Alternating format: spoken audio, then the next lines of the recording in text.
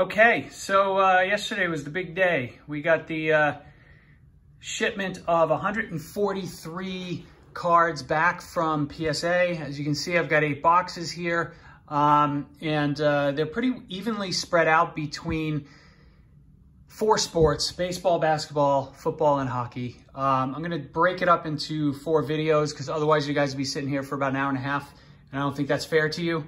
And I'll do that alphabetically: baseball, basketball, football, hockey. You know, there's a lot to go through here. This one is conspicuously light, you know, but we'll see what that means. And I will see you in a moment.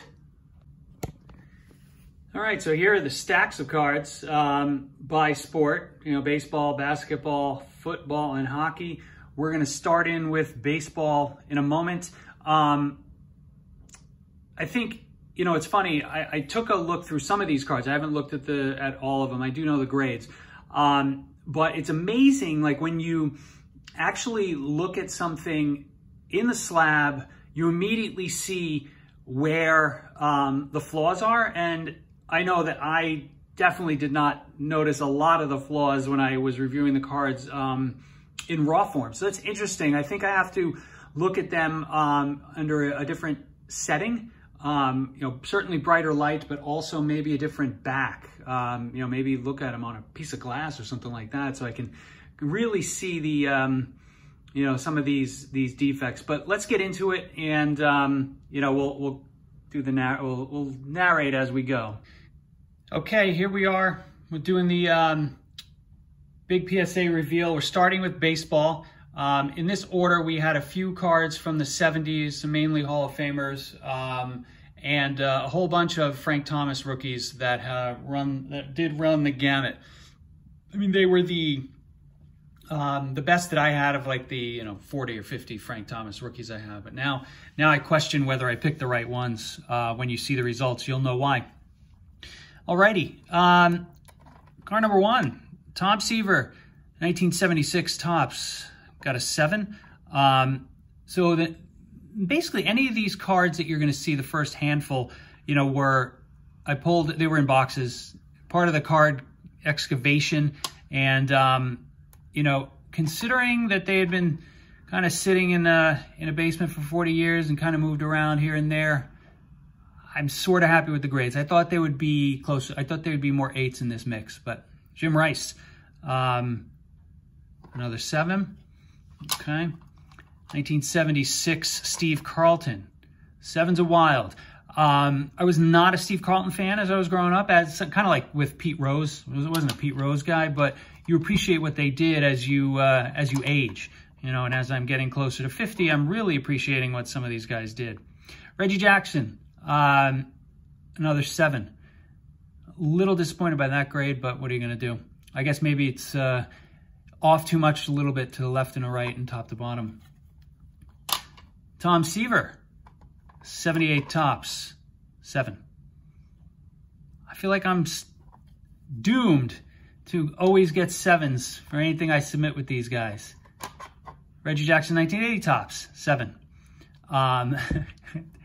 This card, it's funny, you know, now I don't, you see, there's the focus. This corner is very, it's almost like there's oil on it or something like that. I know I didn't see that. I'm assuming it was there. You know, it wasn't damaged in transit, but I definitely did not note that when I was selecting this card to be put in this order. 81 Topps, Hall of Famer Harold Baines. This one got an 8. This one, the corners were really sharp, and centering on this set is just trouble. So pretty cool. And I think maybe if this was centered maybe better on the back, maybe we would have been closer to a 9. I'm not sure. At least I nailed the 81 Topps one. So this one got an 8, another Tom Seaver. You know, unfortunately, we lost Tom Seaver recently. I put up Joe Morgan, a little tribute back there. I had one of his, just happened to have one of his cards slabbed up. I don't have a lot of slabs.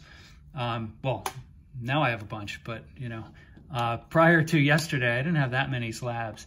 1983, Ryne Sandberg rookie.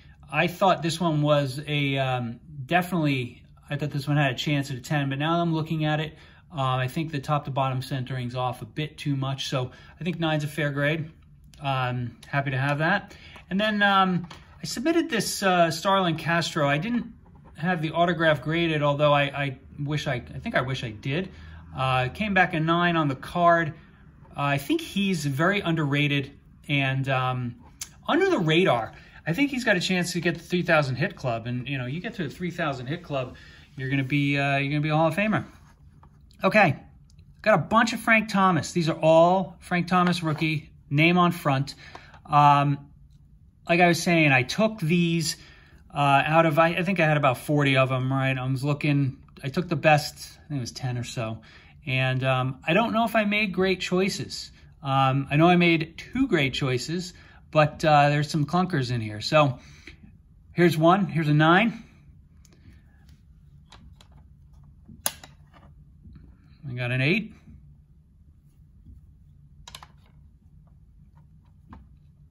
Another 8 here. Here's a 9. I'm going to, when I have some time, maybe this weekend, I'm going to kind of put these things side by side, look at some of these and understand, you know, where, you know, try to figure out what the difference between the 8s and the 9s are, certainly.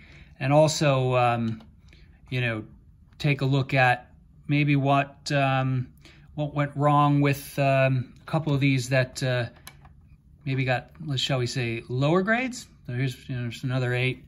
Here's a 7, which I don't quite understand immediately, right? Hard to see.